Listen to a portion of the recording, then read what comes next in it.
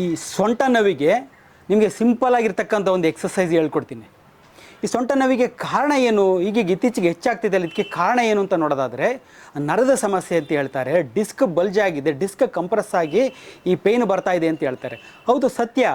But ಆದರೆ ಆ ಒಂದು ಡಿಸ್ಕ್ ಬಲ್ಜ್ ಆಗಲಿಕ್ಕೆ, ನರು ಮೇಲೆ ಪ್ರೆಷರ್ ಬೀಳಲಿಕ್ಕೆ ಕಾರಣ ಏನು ಅಂತ ನೋಡೋದಾದರೆ ನೋಡಿ, ಈ ಒಂದು ಡಿಸ್ಕ್ ಮುಂದಿದೆಯಲ್ಲ, ಇದ್ರ ಮೇಲೆ ಪ್ರೆಷರ್ ಬೀಳಲಿಕ್ಕೆ ಕಾರಣ ಅಂತಂದರೆ ನಮ್ಮ ಸೊಂಟದಲ್ಲಿ ಹಿಂಭಾಗದಲ್ಲಿ ಇರ್ತಕ್ಕಂಥ ಮಾಂಸಖಂಡಗಳು.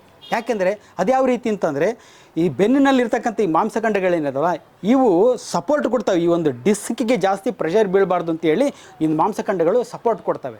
ಯಾವಾಗ ಇವು ಮಾಂಸಖಂಡಗಳು ವೀಕ್ ಆಗ್ತವೆ ಅಂದರೆ ಬೆನ್ನಿನ ಮಸಲ್ಸ್ ಯಾವಾಗ ವೀಕ್ ಆಗ್ತವೋ ಈ ಒಂದು ಸಪೋರ್ಟ್ ಕಡಿಮೆ ಆಗಿ ಡಿಸ್ಕ್ ಮೇಲೆ ಪ್ರೆಷರ್ ಜಾಸ್ತಿ ಬೀಳುತ್ತೆ, ಡಿಸ್ಕ್ ಕಂಪ್ರೆಸ್ ಆಗುತ್ತೆ, ನರ್ವ್ ಪೇಯ್ನ್ ಬರಲಿಕ್ಕೆ ಸ್ಟಾರ್ಟ್ ಆಗುತ್ತೆ. ಸರಿ, ಇದಕ್ಕೆ ಸಿಂಪಲ್ ಆಗಿರ್ತಕ್ಕಂಥ ಒಂದು ಎಕ್ಸಸೈಸ್ ಹೇಳ್ತೀನಿ ನೋಡಿ. ಏನಂತಂದರೆ ಸಿಂಪಲ್ ಇದು.